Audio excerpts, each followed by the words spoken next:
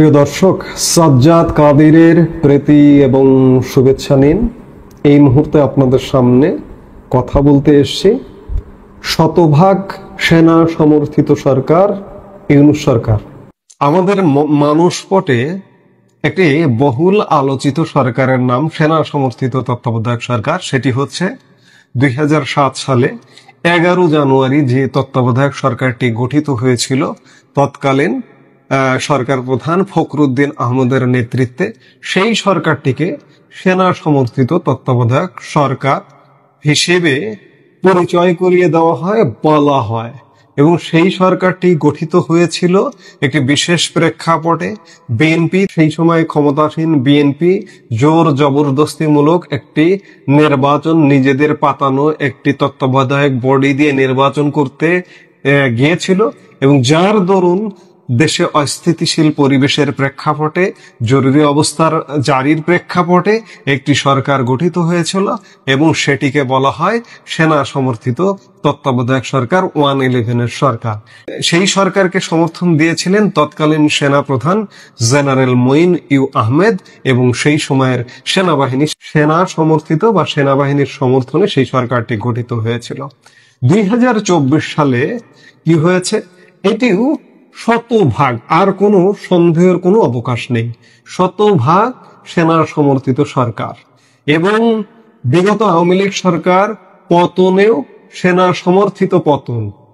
আপনি যত কথাই বলুন, আমি এর আগে অসংখ্য ভিডিওতে বলেছি যে সেনাবাহিনী যদি চাইতো সেই সরকারটিকে সুরক্ষা দেবে, রক্ষা করবে, তাহলে কারো বাবার ক্ষমতা ছিল না যে আওয়ামী লীগ সরকারকে পতন ঘটায়। কিন্তু সেনাবাহিনী, সেনা সমর্থনে, সেই সময়ের আন্দোলন সহিংসতাকারীদের সমর্থনে আওয়ামী লীগ সরকারের পতন ঘটে। এবং 5 আগস্ট 2024 সালে আওয়ামী লীগের পতন ঘটল। পতন ঘটে 3 দিন সরকারবিহীন শূন্য সরকার ছিল। এখনো যদি শূন্য সরকার বলেন, খুব বেশি ভুল বলা হবে না, কারণ কখনো কখনো বিভিন্ন কর্মকাণ্ডে মনে হয় যে বাংলাদেশে সরকার নেই। 3 দিন গ্যাপ দিয়ে 8 আগস্ট 2024 বর্তমান অন্তর্বর্তীকালীন সরকার ডক্টর ইউনূসের নেতৃত্বে গঠিত হয়। এই সরকারটিও সেনা সমর্থিত সরকার। বিগত 11 মাসে নানা রকম গাল গল্প ফাঁদা হয়েছে, গাল গল্প দেওয়া হয়েছে যে সেনাবাহিনীর সাথে ইউনূসের দ্বন্দ্ব, সেনা প্রধানের সাথে ইউনূসের দ্বন্দ্ব, সেনা প্রধান জেনারেল ওয়াকারুজ্জামানকে অপসারণ করানো হবে, এটা করা হবে, সেটা করা হবে, সেনা প্রধান জেনারেল ওয়াকারুজ্জামান ডক্টর ইউনূসকে পছন্দ করছেন না, তাকে সরিয়ে দেবেন, এটি সেটি বিভিন্ন কিছু, এই বুঝি সরিয়ে দিচ্ছেন, এই বুঝি এই সরকারের অবসান ঘটছে। এগুলো কিচ্ছু না, এগুলো বোগাস আলাপ। এগুলো ছড়িয়ে দেওয়া হয়। কে ছড়িয়ে দেয়, কারা ছড়িয়ে দেয়?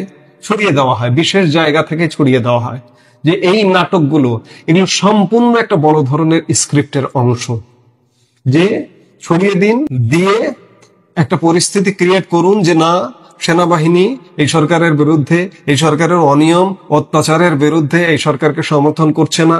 আবার ইউনূস সরকারের দিক থেকেও মনে হচ্ছে যে সেনা প্রধানের সাথে, সেনাবাহিনীর সাথে টানাপোড়েন চলছে, কিন্তু কিচ্ছু না।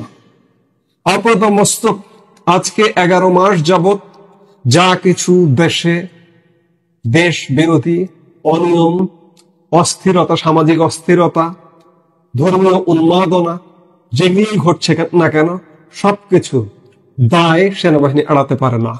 ইউনূস সরকারকে পূর্ণ সমর্থন দিয়ে যাচ্ছে সেনাবাহিনী। আজকে দেখুন, আমাদের মুক্তিযুদ্ধ স্মৃতি চিহ্ন সব প্রায় ভেঙে দেওয়া হয়েছে, ভেঙে দেওয়া হচ্ছে। এটা কারা করছে? সরকার এটা প্রতিরোধ করতে পারছে না কেন? সেনাবাহিনী তো সরকারের সাথে আছে।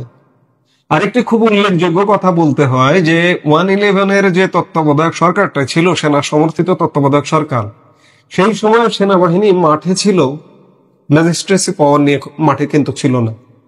আজকে সেনাবাহিনী সর্বোচ্চ ক্ষমতা নিয়ে মাঠে আছে, ম্যাজিস্ট্রেসি পাওয়ার নিয়ে মাঠে আছে, তারপরেও মব থেকে রক্ষা পাচ্ছে না সাধারণ মানুষ, মব থেকে রক্ষা পাচ্ছে না বিশেষ করে সংখ্যালঘু সম্প্রদায়ের ধর্মীয় প্রতিষ্ঠান।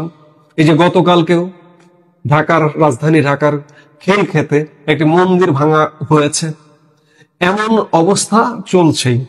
এই যে চলমান এই অবস্থাগুলো, এগুলো থেকে কি সেনাবাহিনী, সেনাপ্রধান জেনারেল ওয়াকারুজ্জামান দায় এড়াতে পারেন? ডক্টর ইউনূস যেমন দায় এড়াতে পারেন না, সেনাপ্রধান জেনারেল ওয়াকারুজ্জামানও কিন্তু দায় এড়াতে পারেন না। আজকে যদি আপনি তুলনা করেন যে 111 এর সেনা সমর্থিত তত্ত্বাবধায়ক সরকার আর আজকের ডক্টর ইউনূসের সেনা সমর্থিত তত্ত্বাবধায়ক সরকার, দুটো একই, দুটোই সেনা সমর্থিত, কিন্তু 111 এর সেনা সমর্থিত তত্ত্বাবধায়ক সরকার এই সরকারের থেকে অনেক অনেক গুণে ভালো সরকার ছিল। কারণটা হচ্ছে সেই সময় অসংখ্য দুর্নীতি বিরোধী অভিযান হয়েছে। সেই সময় সব রাজনৈতিক দলের দুর্বৃত্তদের, অপরাধীদের ধরা হয়েছে, অ্যারেস্ট করা হয়েছে, আইনের আওতায় আনা হয়েছে, ভোটার তালিকা সংস্কার করা হয়েছে, ভোটার তালিকা হালনাগাদ করা হয়েছে। এই যে এনআইডি কার্ড দেখছেন আজকে, এই এনআইডি কার্ড কিন্তু সেই সময়ের 111 এর অন্তর্বর্তীকালীন সরকারের। সেই সময় ব্যাপক কাজ হয়েছে। সেই সময় সাধারণ মানুষের মনে একটা সাহস ছিল, সাধারণ মানুষ নির্বিঘ্নে চলাফেরা করতে পারত, যে কোনো বিপদ আপদ হলে সেনাবাহিনী পাশে দাঁড়াবে, কিংবা র্যাব পাশে দাঁড়াবে, কেউ না কেউ পাশে দাঁড়াবে। কিন্তু আজকে সাধারণ মানুষ মহা বিপদে পড়ে গেলেও কেউ পাশে দাঁড়ায় না, বরঞ্চ অপরাধীদের পাশে দাঁড়ায়। আপনারা বিভিন্ন সময় দেখেছেন যে অপরাধীরা অপরাধ করছে, চুরি করতে গেছে, ডাকাতি করতে গেছে। সেই ডাকাতি করতে গিয়ে আপনাদের এই মুহূর্তে নিশ্চয়ই মনে পড়বার কথা, আমার যেটি মনে পড়ছে আপনাদের স্মরণ করিয়ে দেই, যে গাজীপুরে সাবেক মুক্তিযুদ্ধ বিষয়ক মন্ত্রী আকম মোজাম্মেল হকের বাড়িতে একদল ডাকাত, যারা নাকি ছাত্র সমন্বয়ক, ডাকাতি করতে গিয়েছিল। ডাকাতি করতে গিয়ে স্থানীয় জনতার হাতে ধৃত হয়ে ধোলাইয়ের শিকার হয়েছিল। এই ধোলাইটা কেন হলো? তারপরে সেই এলাকার মানুষজনকে যেভাবে অ্যারেস্ট করা হলো সেটি নজিরবিহীন। সেই থেকে শুরু হলো কি operation devil hunt. Devil hunt করে অ্যারেস্ট করা হলো গাজীপুর ব্যাপী। এগুলো কে করেছে? ইউনূস সরকার করেছে। অর্থাৎ অপরাধীদের পক্ষে ইউনূস সরকারের অবস্থান, এবং সেই সরকারের পক্ষে, সেই সরকারের সমর্থনে সেনাবাহিনী। ফলে আজ পর্যন্ত বাংলাদেশের ইতিহাসে এত নজিরবিহীন অপকর্ম করে এই সরকারটি কিভাবে টিকে আছে। কাজেই এই সরকারটি টিকে থাকবে ততক্ষণ পর্যন্ত যতক্ষণ পর্যন্ত এই সরকারের পেছনে সেনাবাহিনী থাকবে। বিগত সরকারের পতন ঘটিয়েছে সেনাবাহিনী। আন্দোলনের নামে একদল উচ্ছৃঙ্খল জনতার নাম দিয়ে আসলে নেপথ্যে থেকে সেনাবাহিনী পতন ঘটিয়েছে। গতকালকে একটি সাক্ষাৎকার প্রকাশ হয়েছে সেই সময়ের স্বরাষ্ট্রমন্ত্রী আসাদুজ্জামান খান কামাল। তিনি তার সাক্ষাৎকারে স্পষ্ট করে বলেছেন, যদিও আওয়ামী লীগ নেতারা কিংবা আওয়ামী লীগ প্রধান শেখ হাসিনাও সেনাবাহিনী বা সেনা প্রধানকে কখনো কাঠগড়ায় দাঁড় করাননি এখনো পর্যন্ত। আমি কদিন আগে একটা ভিডিওতেও বলেছিলাম, শেখ হাসিনার বক্তব্য সহ দিয়েছিলাম। কিন্তু সার্বিক অবস্থা বিচার বিশ্লেষণ করে যেটি মনে হচ্ছে, এবং গতকালকে আসাদুজ্জামান খান কামালের বক্তব্যেও এটি স্পষ্ট হয়ে এসছে যে আসলে সেনাবাহিনীর সমর্থনেই আওয়ামী লীগ সরকারের পতন ঘটিয়েছে। সেনাপ্রধান জেনারেল ওয়াকারুজ্জামান সেই সময়কালে দুটো দায়িত্ব নিয়েছিল।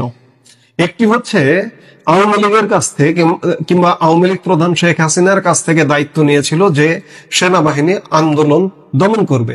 এটি 4 আগস্ট রাতের কথা।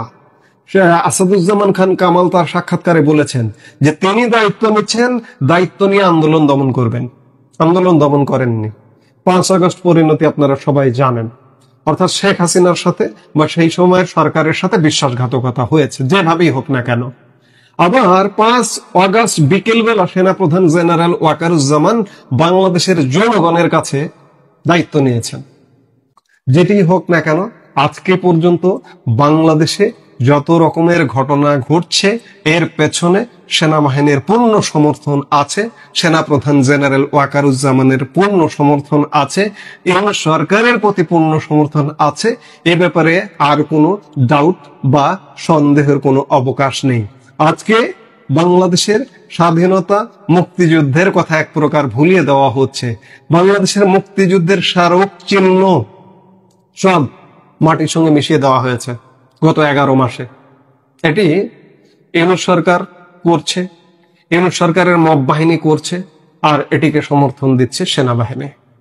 যদি সমর্থন দিচ্ছে এটা বলতে বাধ্য হচ্ছে আজকে। আমি এ যাবৎ অসংখ্য ভিডিওতে বলেছি যে সেনাবাহিনী হয়তো বাঁচাবে দেশটাকে। আমি সেই দিনই আহত হয়েছি যখন বাংলাদেশের স্বাধীনতা মুক্তিযুদ্ধের আঁতুড়ঘর 32 ভাঙ্গা হয়েছে। সেদিন সেনাবাহিনী সেখানে উপস্থিত হয়েছিল, উপস্থিত হয়েও ভাঙতে দিয়েছে। এরপরে আর কিছু বলার থাকে না। তার আগে পরে অসংখ্য মুক্তিযুদ্ধের স্মৃতিচিহ্ন ভেঙে ফেলানো হয়েছে, এখনো পর্যন্ত চলছে। এই যে আজকেও বুলডোজার চলছে বিজয় সরণিতে মুক্তিযুদ্ধ স্মৃতি বিজড়িত মোরালের উপরে। সংখ্যালঘু সম্প্রদায়ের ধর্মীয় উপাসনালয় ভাঙা হচ্ছে, গতকাল খেলক্ষেতে একটি মন্দির ভাঙা হয়েছে। যেটি হোক না কেন, প্রত্যেকটি কাজে কর্মে সেনাবাহিনীর সমর্থন আছে। সেনাবাহিনীর সমর্থন যদি না থাকতো ইউনূস সরকার এত হামবড়ি করতে পারতো না। এই যে ইউনূস সরকার সাংবিধানিক পদধারী অনেক মানুষকে ইতিমধ্যে গ্রেপ্তার করলো। গত কয়েকদিন 2 জন ইমিডিয়েট পাস্ট নির্বাচন কমিশনার, প্রধান নির্বাচন কমিশনারকে গ্রেপ্তার করেছে। ইউনূস সরকারের এত বড় সাহস আছে। সেনার সমর্থন যদি না থাকতো তাহলে এগুলো আগ বাড়িয়ে করতে পারতো। ইউনূস সরকারের যত উল্লঙ্ঘন, এগুলো কি সেনাবাহিনী ছাড়া কোনোভাবে সম্ভব? অসম্ভব। কাজে আজকে যা কিছু ঘটছে সবকিছু সেনাবাহিনীর সমর্থনে ঘটছে এবং সেনা সমর্থনে এই সরকারটি পরিচালিত হচ্ছে। যতক্ষণ পর্যন্ত সেনা সমর্থন থাকবে ততক্ষণ পর্যন্তই ইউনূস সরকার থাকবে। এখন পর্যন্ত আপাত দৃষ্টিতে মনে হচ্ছে যে সেনাবাহিনীর পূর্ণ সমর্থন রয়েছে ইউনূস সরকারের, এবং যা কিছু কার্যক্রম চলছে, একটি ডামি নির্বাচন করবারও, একতরফা নির্বাচন করবারও প্রচেষ্টা চলমান।